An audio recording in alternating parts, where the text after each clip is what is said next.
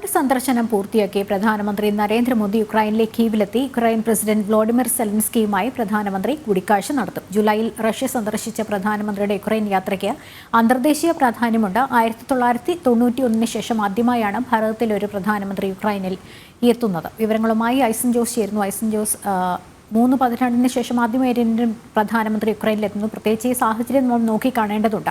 റഷ്യയുമായി രാജ്യത്ത് നിലനിൽക്കുന്ന സംഘർഷം, അതിനുള്ള പരിഹാര നടപടികളെക്കുറിച്ച് ഈ സെലൻസ്കിയുമായി പ്രധാനമന്ത്രി സംസാരിക്കും എന്നുള്ളതാണല്ലോ ലോകരാഷ്ട്രങ്ങൾ പ്രത്യേകിച്ച് ഈ കൂടിക്കാഴ്ചയെ വളരെ പ്രാധാന്യത്തോടെ ഉറ്റുനോക്കുന്നത്. തീർച്ചയായും ലക്ഷ്മി, ലോകരാഷ്ട്രങ്ങൾ വളരെ പ്രത്യാശയോടെ ഈ കാര്യം, അതായത് ഈ ചർച്ചകളിലേക്ക് നീങ്ങുന്ന അല്ലെങ്കിൽ ഒരു സമാധാന അന്തരീക്ഷം സൃഷ്ടിക്കുന്ന സാഹചര്യങ്ങളിലേക്ക് നരേന്ദ്രമോദിയുടെ സന്ദർശനം കൊണ്ടെത്തിക്കുമെന്ന പ്രതീക്ഷ നൽകുന്ന പല കാര്യങ്ങളും സംഭവിക്കുകയുണ്ടായി. UN സെക്രട്ടറി ജനറൽ തന്നെ ഈ നരേന്ദ്രമോദിയുടെ യുക്രൈൻ സന്ദർശനം ഏറെ പ്രതീക്ഷ നൽകുന്നതാണ്. പ്രദേശത്തെ സമാധാനവും ശാന്തിയും നിലനിർത്തുന്നതിന് അദ്ദേഹത്തിന് നടപടികളെടുക്കാൻ സാധിക്കുമെന്നൊരു പ്രതീക്ഷ അദ്ദേഹം പങ്കുവയ്ക്കുന്നുണ്ട്. തീർച്ചയായും അന്താരാഷ്ട്ര സംഘടനകളും അതുപോലെ തന്നെ ലോകരാഷ്ട്രങ്ങളും ഉറ്റുനോക്കുന്നൊരു സന്ദർശനമാണ് വരുന്ന 4 മണിക്കൂറിനുള്ളിൽ നടക്കാനിരിക്കുന്നത് എന്നാണ് ഇപ്പോൾ നമുക്ക് മനസ്സിലാക്കാൻ സാധിക്കുന്നത്. തീർച്ചയായും നമുക്കറിയാം, വ്ളോഡിമിർ സെലൻസ്കിയുമായുള്ള കൂടിക്കാഴ്ച അല്പം മാസങ്ങൾക്ക് മുമ്പ്, ഏതാണ്ട് ജൂലൈ മാസത്തിലാണ് അദ്ദേഹം പ്രധാനമന്ത്രി സന്ദർശിച്ചത്. റഷ്യയും യുക്രൈനും തമ്മിലുള്ള പ്രശ്നങ്ങൾ നിലനിൽക്കുന്ന ഒരു സാഹചര്യത്തിൽ ഈ 2 രാജ്യങ്ങളും സന്ദർശിക്കുന്നു.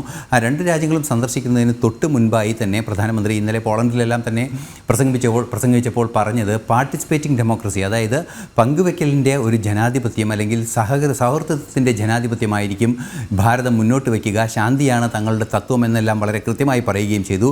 ഇതിൽ നിന്നെല്ലാം തന്നെ വായിച്ചെടുക്കാവുന്ന പല സൂചനകളും നമുക്കുണ്ട് എന്നതാണ് മനസ്സിലാക്കാൻ സാധിക്കുന്നത്. തീർച്ചയായും നമുക്കറിയാം, 91 മുൻപ് USSR ആയിരുന്ന കാലത്താണ് ഒരു പ്രധാനമന്ത്രി ഈ പ്രദേശത്ത് എത്തുന്നത്. യുക്രൈൻ രൂപീകരിക്കപ്പെട്ടതിന് ശേഷം ആദ്യമായാണ് ഭാരതത്തിൻ്റെ പ്രധാനമന്ത്രി എത്തുന്നത്. അതും ഏറെ രാഷ്ട്രീയവും അതുപോലെ തന്നെ മറ്റു കാര്യങ്ങളുമുള്ള പരിഗണനകൾ അർഹിക്കുന്ന ഒരു വിഷയമാണ്. കാരണം എടുത്തു പറയേണ്ടത്, മിഡിൽ ഈസ്റ്റ് യൂറോപ്പ് കോറിഡോർ വരാനിരിക്കുന്ന ഒരു സാഹചര്യത്തിൽ റഷ്യയുമായുള്ള സഹകരണം ശക്തമാക്കി ഭാരതം മുന്നോട്ട് കൊണ്ടുപോവുകയും കൂടി ചെയ്യുന്ന സാഹചര്യത്തിൽ എടുത്തു പറയേണ്ട ഒരു വസ്തുത, യുക്രൈനുമായുള്ള യുദ്ധത്തെ തുടർന്ന് റഷ്യക്കെതിരെ ഉണ്ടായ ഉപരോധത്തിൻ്റെ സമയത്ത് പോലും റഷ്യയിൽ നിന്നും എണ്ണ വാങ്ങാൻ ഉൾപ്പെടെ ഭാരതം തയ്യാറായി.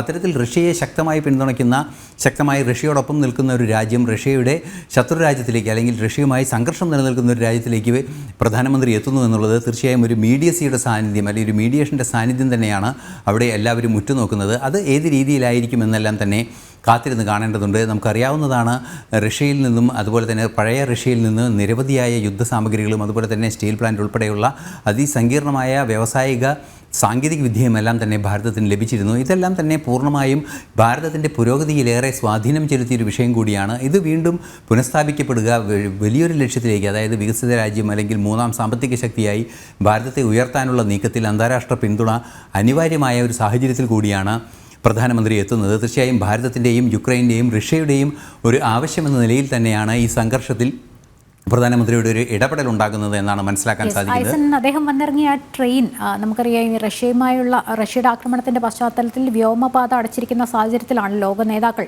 ജോ ബൈഡനും ഇമ്മാനുവൽ മാക്രോണും ഒക്കെ ഈ റെയിൽ ഫോഴ്സ് 1 എന്ന ആഡംബര ട്രെയിനിൽ യുക്രൈനിലേക്ക് എത്തിയത്. പ്രധാനമന്ത്രിയുടെയും 10 മണിക്കൂർ പോളണ്ടിൽ നിന്ന് യുക്രൈനിലേക്കും തിരിച്ചു. അങ്ങനെ മൊത്തത്തിൽ 20 മണിക്കൂർ യാത്ര അദ്ദേഹത്തിന് അവസ്മരണീയമായിരിക്കും.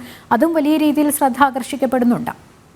തീർച്ചയായും വലിയ രീതിയിൽ കാരണം നമുക്കറിയാവുന്നതാണ്, ഇത്തരത്തിൽ ഈ വ്യോമാതിർത്തികൾ അല്ലെങ്കിൽ വ്യോമഗതാഗതം തടസ്സപ്പെട്ടിരിക്കുന്ന ഒരു സാഹചര്യത്തിൽ കരമാർഗം യാത്ര ചെയ്യുന്നു, അതിർത്തി കടന്ന് പോളണ്ടിൽ നിന്ന് എത്തുന്നു എന്നത് ഗൗരവമർഹിക്കുന്നൊരു വിഷയം തന്നെയാണ്. മാത്രമല്ല ഇതൊരു സന്ദേശമാണ്. നമുക്കറിയാവുന്നതാണ്, പലപ്പോഴായി ഇത്തരത്തിലുള്ള ട്രെയിൻ യാത്രകളും ബസ് യാത്രകളും വാജ്പേയിയുടെ കാലത്തുണ്ടായിരുന്ന പാകിസ്ഥാനിലേക്കുള്ള ബസ് യാത്ര, അത്തരത്തിൽ നയതന്ത്ര തലത്തിൽ ഇത്തരം യാത്രകൾക്ക് ഏറെ പ്രാധാന്യമുണ്ട്. കാരണം വിമാനയാത്ര നടത്തി വലിയൊരളവ് സമയം ലാഭിച്ച് പെട്ടെന്ന് എത്തിപ്പെടുന്ന ഒരു സൗകര്യപ്രദമായ ഒരു യാത്രാ രീതി നിലനിൽക്കാത്തൊരു പ്രദേശത്ത് ആ ഒരു വൈതരണി കൂടി നേരിട്ട് കൃത്യമായി അവിടെ എത്തി പ്രശ്നങ്ങളിൽ ഇടപെടാനുള്ളൊരു തീരുമാനമുണ്ടാകുന്നു എന്ന് പറയുമ്പോൾ തീർച്ചയായും നമുക്ക് വായിച്ചെടുക്കാവുന്നതാണ്. ഈ ആവശ്യം അല്ലെങ്കിൽ ആ ഒരു നിലപാട് വളരെ കൃത്യമാണ്. ഭാരതം മുന്നോട്ട് വയ്ക്കുന്ന നിലപാട് കൃത്യമാണ്. അത് ലോകത്തിന് നൽകുന്ന സന്ദേശവും വ്യത്യസ്തമാണ്. അതുകൊണ്ട് തന്നെയാണ് UN സെക്രട്ടറി ജനറൽ ഉൾപ്പെടെയുള്ള ലോക നേതാക്കളെല്ലാം തന്നെ ഇക്കാര്യത്തിൽ ഭാരതത്തിന് പിന്തുണയുമായി എത്തിയത്.